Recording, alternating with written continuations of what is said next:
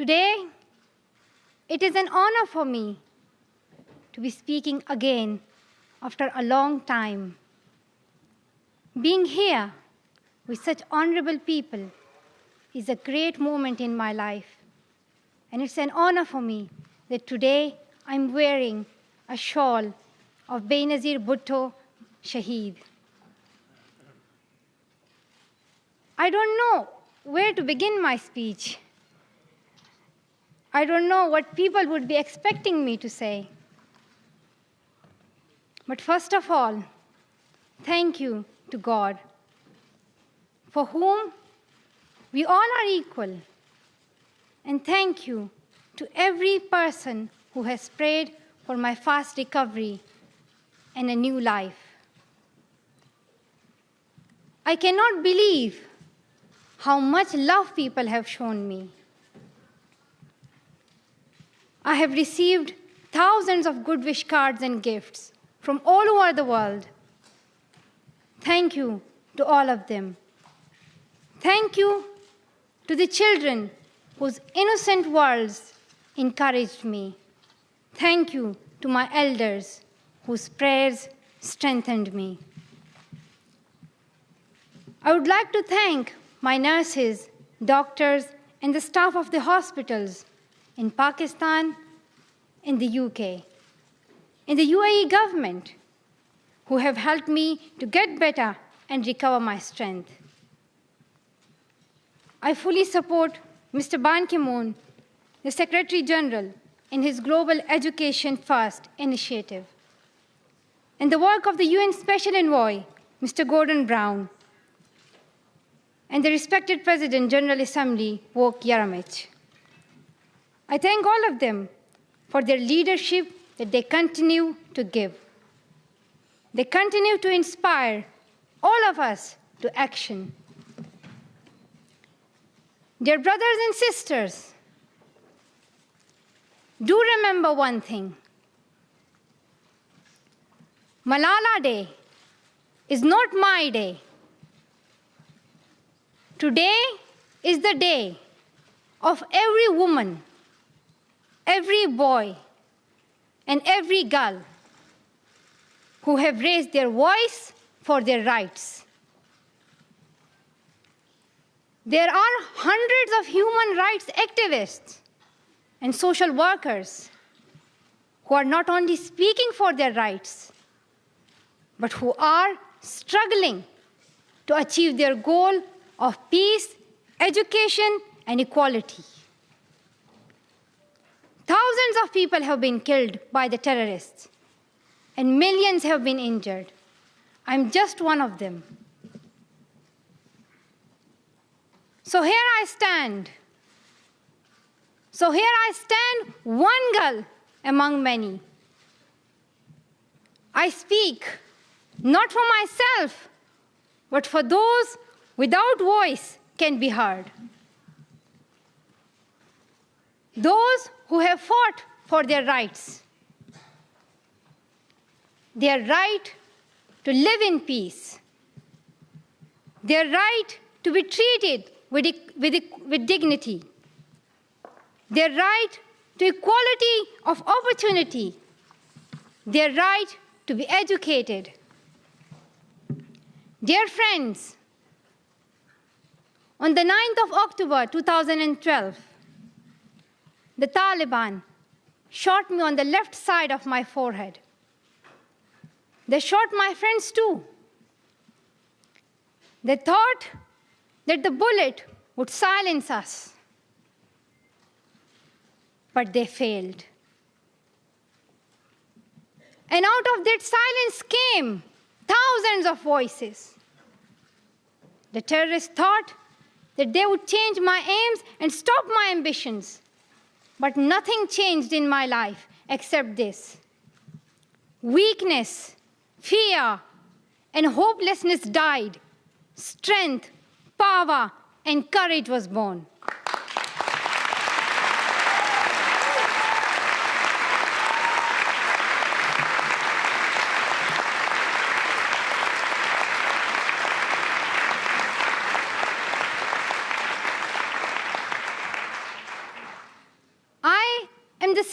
Malala, my ambitions are the same, my hopes are the same, and my dreams are the same.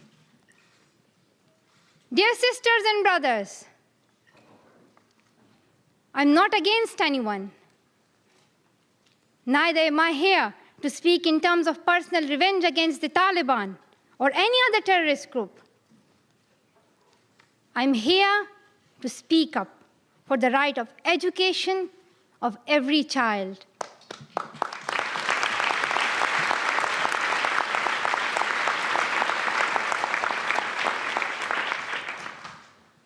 I want education for the sons and daughters of the Taliban and all the terrorists and extremists. I do not even hate the Talib who shot me. Even if there is a gun in my hand and he stands in front of me, I would not shoot him. This is the compassion that I have learned from Muhammad, the Prophet of Mercy, and Jesus Christ and Lord Buddha. This is the legacy of change that I have inherited from Martin Luther King, Nelson Mandela, and Muhammad Ali Jinnah. This is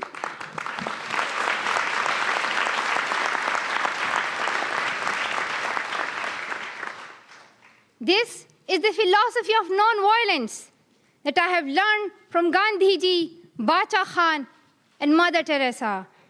And this is the forgiveness that I have learned from my father and from my mother. And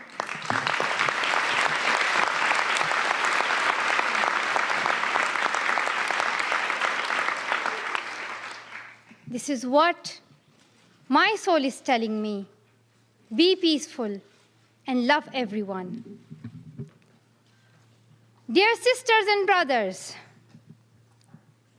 we realize the importance of light when we see darkness. We realize the importance of our voice when we are silenced. In the same way, when we were in Swat, the north of Pakistan, we realized the importance of pens and books when we saw the guns. The wise saying, "The pen is mightier than sword," was true.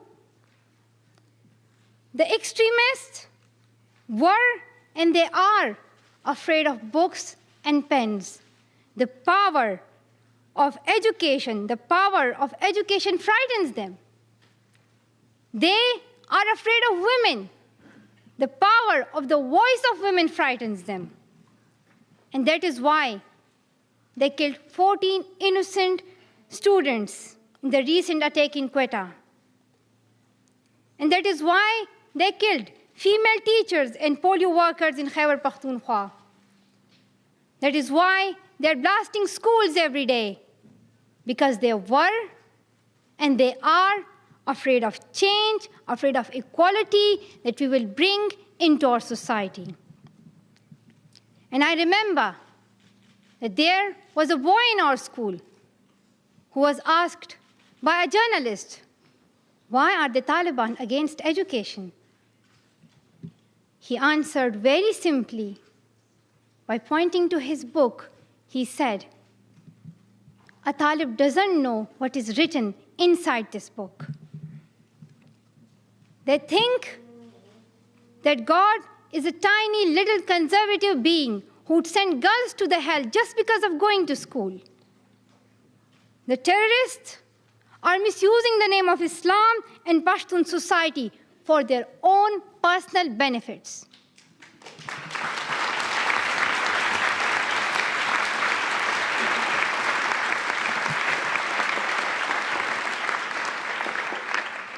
Pakistan is a peace-loving, democratic country. Pashtuns want education for their daughters and sons. And Islam is a religion of peace, humanity, and brotherhood. Islam says it's not only each child's right to get education, rather it's their duty and responsibility. Honorable Secretary General, peace is necessary for education. In many parts of the world, especially Pakistan and Afghanistan, terrorism, wars, and conflicts stop children to go to their schools. We are really tired of these wars. Women and children are suffering in many ways in many parts of the world. In India, innocent and poor children are victims of child labor. Many schools have been destroyed in Nigeria. People in Afghanistan have been affected by the hurdles of extremism for decades. Young girls have to do domestic child labor and are forced to get married at early age. Poverty, ignorance, injustice, racism, and the deprivation of basic rights are the main problem faced by both men and women. Dear fellows, today I'm focusing on women's rights and girls' education because they're suffering the most. There was a time when women social activists asked men to stand up for their rights, but this time we will do it by ourselves.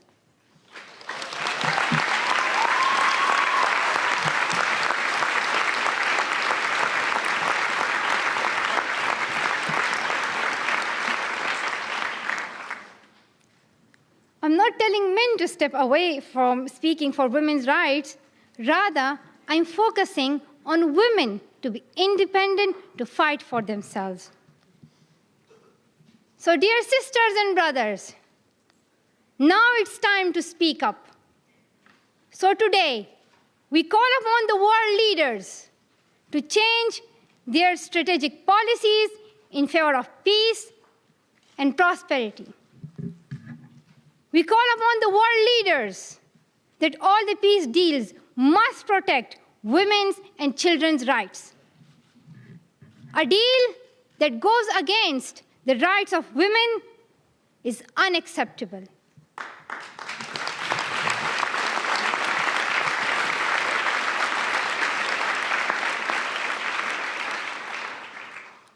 We call upon all governments to ensure free, compulsory education all over the world for every child.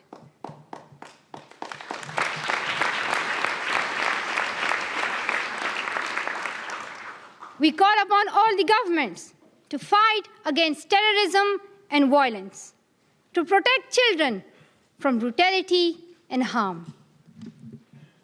We call upon the developed nations to support the expansion of educational opportunities for girls in the developing world. We call upon all the communities to be tolerant,